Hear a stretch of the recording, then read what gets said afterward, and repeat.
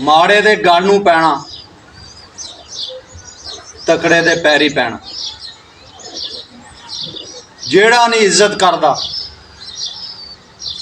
ओदे जा कोल बहना,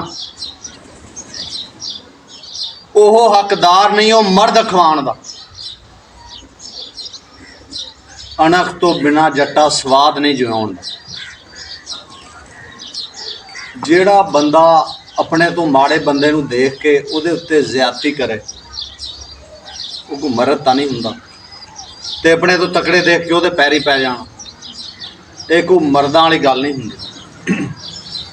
बंदे दे विच कोई थोड़ी जी गैरत अणख होनी चाहिए। जेड़ा बंदा थोड़ी इज्जत कदर ना करता होवे उहदे कोल जाना नहीं चाहिए।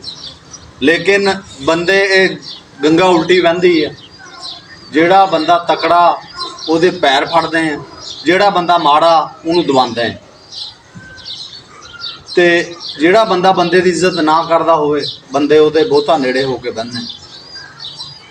बंदे दे विच जे कोई इज्जत गैरत होवे ना, फिर ही बंदा मर्द घवाण दे काबल हुंदा, नहीं तो कोई फायदा नहीं। जिन्ना मर्जी बंदा को जो भी हो, कोई फायदा नहीं। अणख ते गैरत थोड़ी जी बंदे च होनी चाहिए।